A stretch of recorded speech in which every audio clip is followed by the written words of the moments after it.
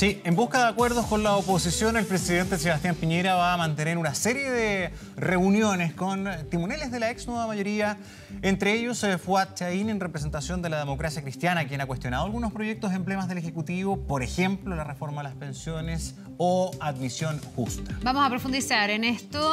Para eso ya nos acompaña aquí en el estudio Fuad Chahín. Justamente, bienvenido. ¿Cómo está? Muy bien, Carla, Gonzalo, Bienvenido. gusto saludarlo. A ver, ¿cuáles son las expectativas con las que finalmente se va a reunir con el presidente Sebastián Piñera? ¿Cuál puede ser la utilidad de una reunión que es hoy?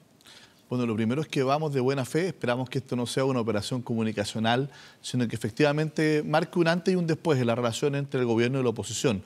Mire, en un sistema presidencial donde el gobierno no tiene mayoría en ninguna de las dos cámaras, es fundamental para que el país avance que se logren acuerdos. Si hacemos una política de trinchera, de suma cero, el país no avanza, y por eso es que a mí me parece que es muy importante que ojalá el gobierno tenga una manera distinta de relacionarse, que esto no solo sea invitar a que se sumen a sus proyectos tal como están, sino que efectivamente se acojan también las propuestas de la oposición. Aquí nadie puede sentirse dueño de la verdad, y que seamos capaces de construir acuerdos al menos en los temas más relevantes del país, y que mostremos capacidad de dar conducción y solución a los problemas de la gente. Y nosotros lo haremos desde la oposición, y desde ese rol tenemos disponibilidad, pero no para perder el tiempo con proyectos que no resuelven nada, de baja monta, de dudosa utilidad, sino que efectivamente proyectos que realmente se hagan cargo de los problemas de fondo que tenemos en diversas áreas. Vamos a un tema práctico, porque me imagino que va a ser parte de la conversación esta tarde con el presidente de la República. Una de las reformas más relevantes que se está discutiendo es la reforma tributaria o modificación tributaria. Ustedes no están conformes y entiendo que van a hacer una serie de exigencias, sobre todo en materia de compensaciones, para poder acceder a continuar el debate. ¿Cuáles son esas compensaciones? Nosotros trabajamos 7 meses con una comisión político-técnica, hicimos un documento de 146 páginas, donde analizamos el impacto de las 27 modificaciones de esta reforma y hemos propuesto alternativas. La oposición se sumó a la propuesta nuestra en muy diversos puntos, donde se logró un acuerdo en la Comisión de Hacienda respecto de hacerle un planteamiento político al gobierno. El gobierno respondió con avances que son valorables, pero que todavía son insuficientes. Un ejemplo, lo que usted me pregunta. La reintegración tiene 3 efectos que a nosotros no nos gustan. El primero es que significa menor recaudación por 800 y tantos millones de dólares. Y creo que se necesitan esos recursos para el gasto social, para inversión pública, para financiar la reforma a las pensiones. ¿No se compensa con este impuesto, por ejemplo, a las plataformas?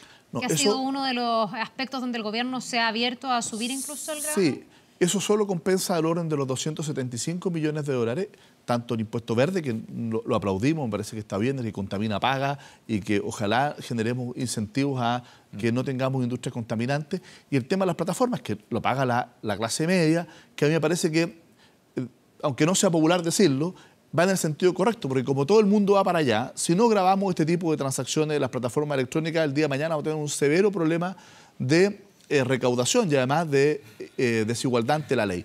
Sin embargo, lo que no nos parece es que no se compense realmente con impuestos que graven a quienes se benefician con la integración. Mayoritariamente quienes se benefician con la integración son los quintiles más ricos, quienes van a tener una menor carga tributaria para poder retirar las utilidades de las empresas, porque lo van a poder deducir como crédito, lo que paga la empresa, del impuesto que pagan los dueños de la empresa. ¿Cómo se debería subsanar eso? ¿Qué proponen ustedes? Y por lo tanto, una de las propuestas, y varias, pero una de las propuestas que le vamos a plantear al gobierno, que tiene un fuerte efecto recaudatorio y que además, ¿no es cierto?, está en esta línea de progresividad, es decir, que los que ganan más paguen más, el impuesto a la distribución de utilidades, y que además es un incentivo a reinvertir. Hoy día hay muchas empresas que cuando distribuyen las utilidades, los que son titulares de esas utilidades son otras empresas. Se genera una especie de cascada de empresas donde las empresas que reciben esas utilidades no tienen una operación real, no están invirtiendo, no están desarrollando una actividad productiva, son sociedades de inversión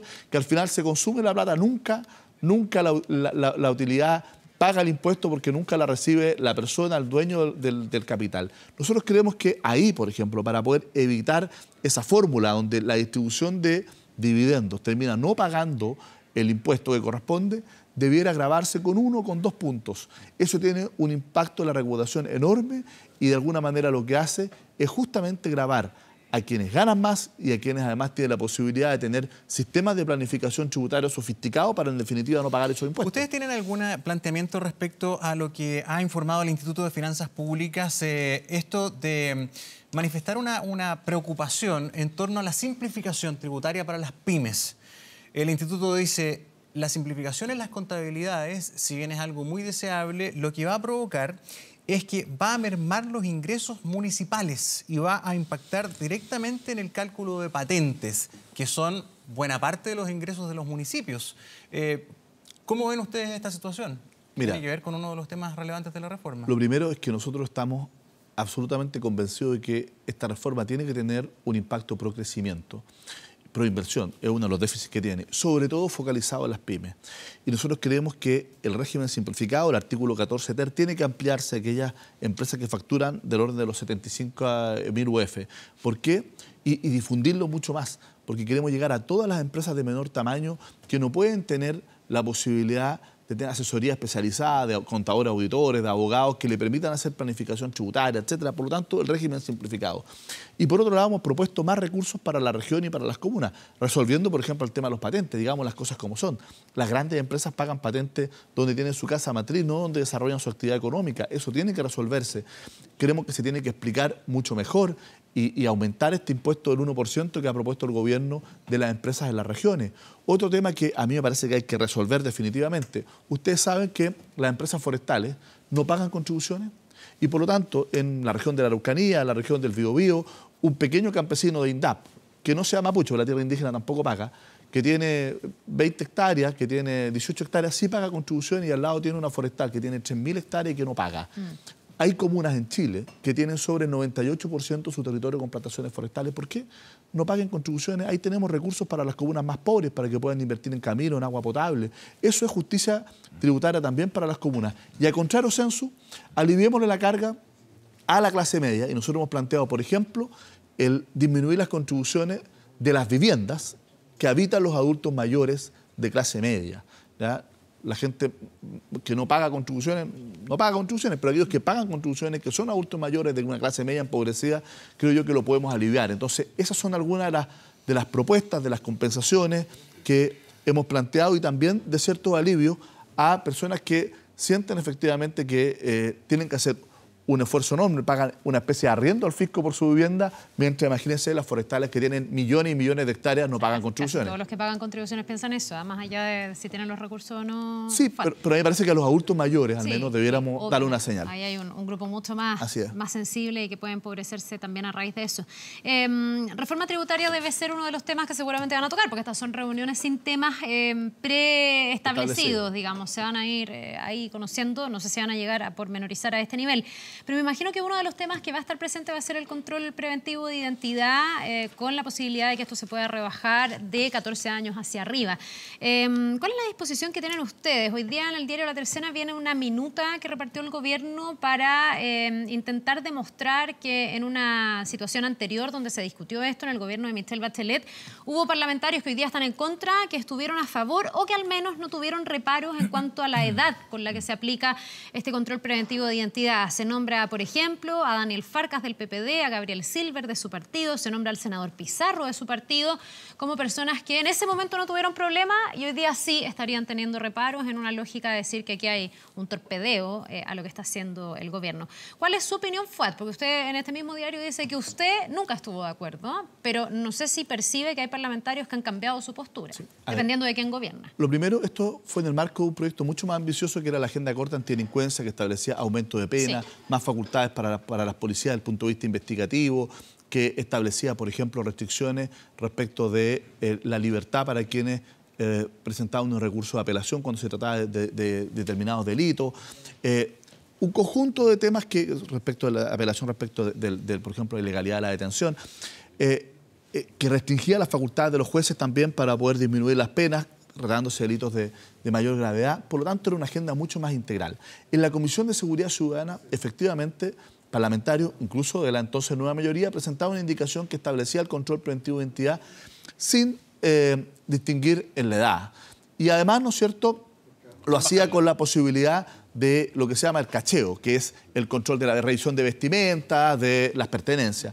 ¿Y eso fue aprobado por parlamentarios de la nueva mayoría? Fue aprobado por algunos parlamentarios de la nueva mayoría de la Comisión de Seguridad Ciudadana, luego llegó a la Comisión de Constitución, que yo integraba, y nosotros presentamos junto al diputado Andrade, Carmona, Zafiro y otros más, una indicación que lo que hizo fue restringir el control preventivo de entidad, porque si no había votos suficientes como para poder aprobarlo como estaba, logramos una negociación intermedia para restringirla, eliminando las posibilidades de cacheo, de revisión de vestimenta. Yo no tengo problema. Requisitos para ese control. Exactamente, y eliminar las facultades intrusivas. Yo no tengo problema que a mí me pidan el carnet de identidad en la calle ante cualquier cosa, porque si hay el indicio de la comisión de un delito, no hay control preventivo de entidad. El control investigativo, artículo 85 del Código Procesal Penal. Eso está establecido para todo el mundo. O sea, si hay indicio, un indicio basta, porque eso fue una de las modificaciones.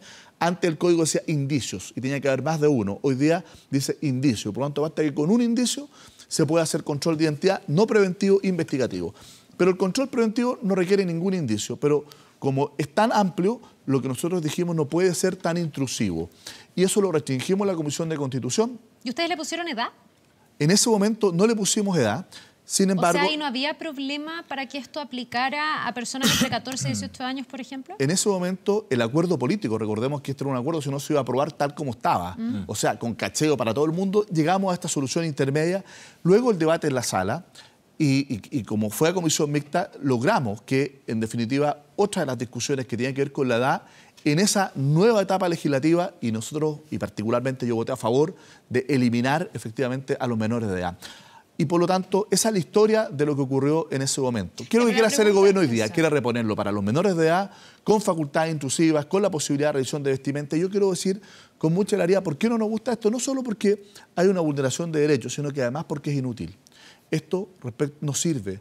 Esto lo que hace es buscar subir un punto o dos en una encuesta, pero que no resuelve los problemas. Ahora, lo que quiere dejar entrever el gobierno con esta minuta, que se difunde además entre sus partidarios y sus parlamentarios, etcétera, es que desde la oposición hay un cambio en el criterio dependiendo de quién gobierna en el fondo. Que en ese momento, cuando estaba Michelle Bachelet y esto se impulsó, muchos no presentaron ningún reparo y que en este gobierno sí lo hay. Más allá del fondo, que yo lo entiendo, y que la discusión es otra y ahí podemos entrar en lo más técnico. Si tiene sí, pero ojo, que el gobierno ahí se equivoca tiene, por varias cosas. Primero, porque el control preventivo no está en el proyecto del gobierno. Nació una indicación parlamentaria. Segundo, porque tal como se aprobó, justamente no están los menores de edad. Si estuvieran, no estaría presentando hoy día este proyecto de ley el gobierno. Es una modificación. Si es una modificación, es porque efectivamente el proyecto como se aprobó no establecía esta herramienta. Pero lo más importante, lo grueso creo yo, es que el gobierno nos hace perder el tiempo con proyectos que no resuelven nada.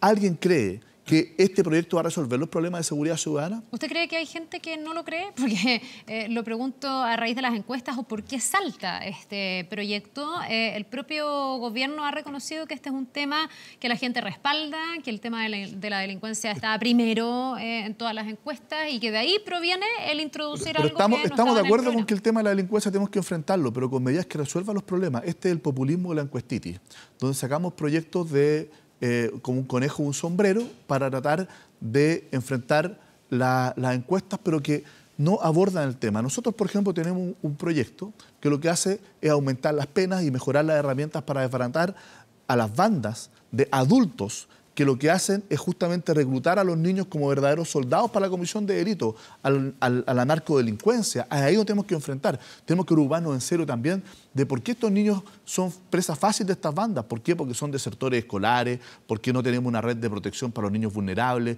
por qué no tenemos buenos sistemas de rehabilitación del alcohol y la droga, por qué no tenemos un servicio de reinserción juvenil para que los niños que pasan por el sistema penitenciario puedan reinsertarse adecuadamente. O sea, hablemos en serio del tema de la delincuencia porque nos parece que es primera prioridad, pero esta medida no va a resolver el tema de la delincuencia, lo que va a permitir es subir a lo mejor algún puntito de una encuesta. Nosotros, para esta jugarreta, esta pérdida de tiempo de proyectos de bajo calado, de dudoso impacto, la verdad es que nos parece que sería que el propio presidente de la República y nosotros mal usemos el tiempo en una reunión.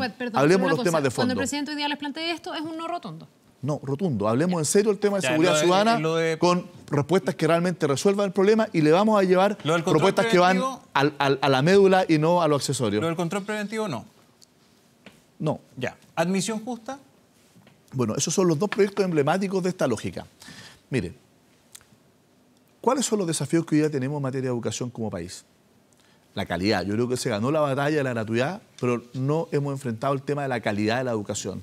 Estamos enfrentando una revolución tecnológica como nunca antes vista. Tenemos acá hoy día el desafío de enfrentar la inteligencia artificial, la robótica en el empleo. ¿Nos estamos preparando para eso?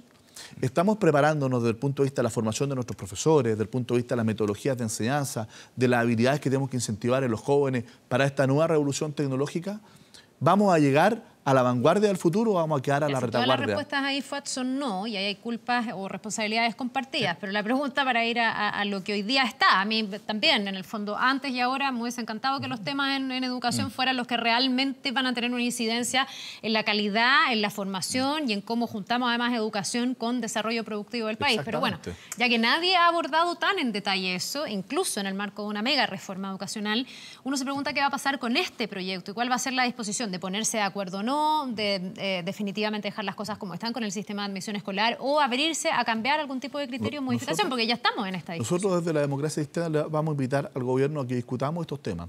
Nosotros hemos planteado un pacto económico y social donde tomemos 4 o 5 temas: pensiones, educación, salud, desarrollo económico, seguridad ciudadana, y que lleguemos a un gran acuerdo país, pero con ideas grandes, en serio, para poder resolverla, para poder realmente volver a ser un país que sea un ejemplo y que no caigamos en la mediocridad. ¿Para qué? Para preocuparnos del resultado de la encuesta de corto plazo. Admisión justa para ustedes es lo mismo que el control preventivo. También va a ser no.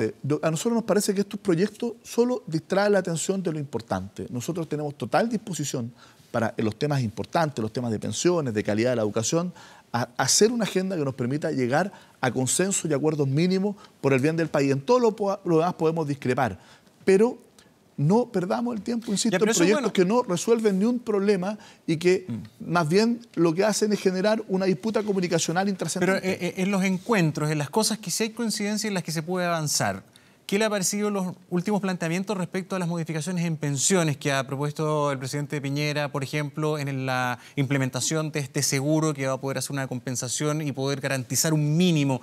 ¿Ese tipo de cosas sí hay coincidencia? ¿En eso sí se puede avanzar? Yo creo que se puede avanzar. A mí me parece que, por ejemplo, el que se abra una mayor cotización, ya el 4% es claramente insuficiente, es un aspecto que nosotros valoramos. El que el gobierno también se abra a que esta mayor cotización adicional por carga de los empleados no sea administrada por la AFP, sino que efectivamente a través de un órgano público que tenga una lógica distinta, a nosotros nos parece también que es un avance. Creo que es fundamental también hacer cambios al sistema AFP para que tenga mayor legitimidad, transparencia, porque van a seguir administrando al menos el 10% y por lo tanto ahí nosotros creemos que hay que hacer cambios profundos y también incorporar mayor competencia, pero sin duda la apertura que ha existido nos parece a nosotros un piso para poder seguir conversando. Yo lo escucho y me pongo en la cabeza de alguien del Frente Amplio, sobre todo esas voces más radicales que dirían que con esto la democracia cristiana se abre a negociar para seguir perpetuando un sistema como el de las AFP, que es básicamente el que ellos quieren abolir, que lo que ellos quieren es otro tipo de respuesta, mucho más presencia del Estado, terminar con la lógica de la capitalización individual. Ustedes en esta materia, por ejemplo, están más cerca del gobierno que de esa oposición.